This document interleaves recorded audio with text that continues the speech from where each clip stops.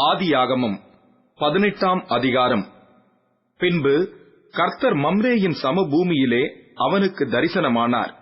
அவன் பகலின் உஷ்ண வேளையில் கூடார வாசலிலே உட்கார்ந்திருந்து தன் கண்களை ஏறெடுத்து பார்க்கும்போது, இதோ 3 புருஷர் அவனுக்கு எதிரே நின்றார்கள்.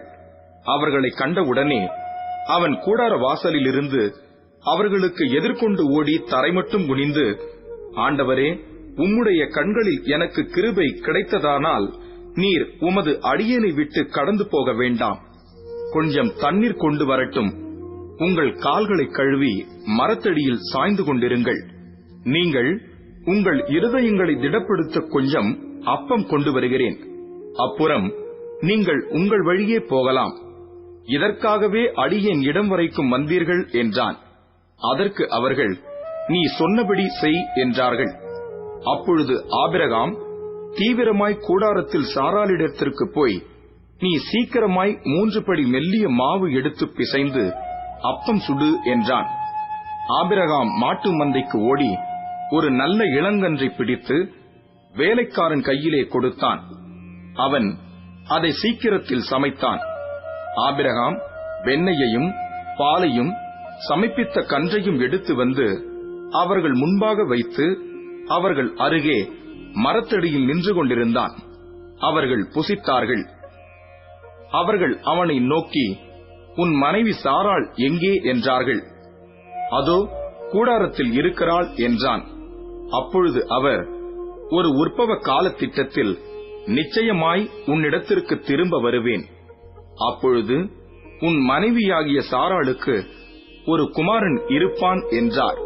சாராள் அவருக்கு பின்புறமாய் கூடார வாசலில் இதை கேட்டுக் கொண்டிருந்தாள்.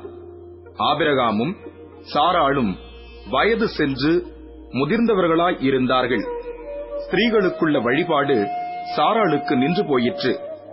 ஆகையால் சாராள் தன் உள்ளத்திலே நகைத்து, நான் கிழவியும் என் ஆண்டவன் முதிர்ந்த வயதுள்ளவருமான பின்பு எனக்கு இன்பம் உண்டாயிருக்குமோ என்றார். அப்பொழுது கர்த்தர் ஆபிரகாமை நோக்கி, சாராள் நகைத்து, நான் கிழவியாயிருக்க பிள்ளை பெறுவது மெய்யோ என்று சொல்வானேன்? கர்த்தரால் ஆகாத காரியம் உண்டோ? உற்பவ கால திட்டத்தில் உன்னிடத்திற்கு திரும்ப வருவேன். அப்பொழுது சாராளுக்கு ஒரு குமாரன் இருப்பான் என்றார். சாராள் பயந்து, நான் நகைக்கவில்லை என்று மறுத்தாள். அதற்கு அவர், இல்லை, நீ நகைத்தாய் என்றார். பின்பு அந்த புருஷர் எழுந்து அவ்விடம் விட்டு சோதோமை நோக்கி போனார்கள். ஆபிரகாமும் அவர்களோட கூட போய் வழிவிட்டு அனுப்பினான். அப்பொழுது கர்த்தர், ஆபிரகாம் பெரிய பலத்த ஜாதி ஆவதினாலும் அவனுக்குள் பூமியிலுள்ள சகல ஜாதிகளும் ஆசீர்வதிக்கப்படுவதினாலும் நான் செய்யப்போகிறதை ஆபிரகாமுக்கு மறைப்பேனோ?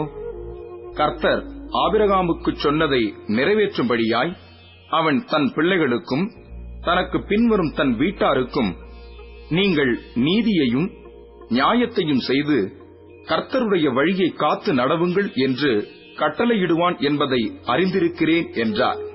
பின்பு கர்த்தர், சோதோம் கொமோராவின் கூக்குரல் பெரிதாயிருப்பதினாலும் அவைகளின் பாவம் மிகவும் கொடிதாயிருப்பதினாலும் நான் இறங்கிப் போய் என்னிடத்தில் வந்து எட்டின அதன் கூக்குரலின்படியே அவர்கள் செய்திருக்கிறார்களோ இல்லையோ என்று பார்த்து அறிவேன் என்றார்.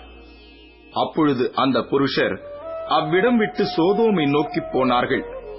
ஆபிரகாமோ பின்னும் கர்த்தருக்கு முன்பாக நின்று கொண்டிருந்தான். அப்பொழுது ஆபிரகாம் சமீபமாய்ச் சேர்ந்து, துன்மார்க்கனோடே நீதிமானையும் அழிப்பீரோ? பட்டணத்துக்குள்ளே ஒருவேளை 50 நீதிமான்கள் இருப்பார்கள். அதற்குள் இருக்கும் அந்த 50 நீதிமான்கள் நிமித்தம் ரட்சியாமல் அந்த ஸ்தலத்தை அழிப்பீரோ? துன்மார்க்கனோடே நீதிமானையும் சங்கரிப்பது உமக்கு தூரமாய் இருப்பதாக. நீதிமானையும் துன்மார்க்கனையும் சமமாய் நடப்பிப்பது உமக்கு தூரமாய் இருப்பதாக. சர்வலோக நியாயாதிபதி நீதி செய்யாதிருப்பாரோ என்றான். அதற்கு கர்த்தர், நான் சோதோமில் 50 நீதிமான்களைக் கண்டால் அவர்கள் நிமித்தம் அந்த ஸ்தலம் முழுதையும் ரட்சிப்பேன் என்றார். அப்பொழுது ஆபிரகாம் பிரதியுத்தரமாக, இதோ தூளும் சாம்பலுமாயிருக்கிற அடியேன் ஆண்டவரோட பேசத் துணிந்தேன்.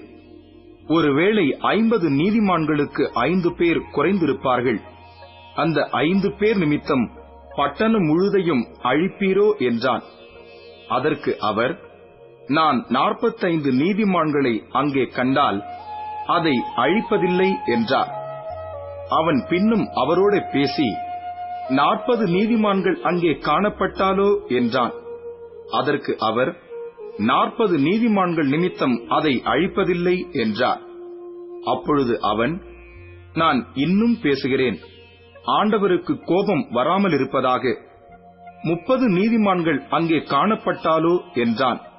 அதற்கு அவர், நான் 30 நீதிமான்களை அங்கே கண்டால் அதை அழிப்பதில்லை என்றார். அப்பொழுது அவன், இதோ ஆண்டவரோட பேசத் துணிந்தேன், 20 நீதிமான்கள் அங்கே காணப்பட்டாலோ என்றான்.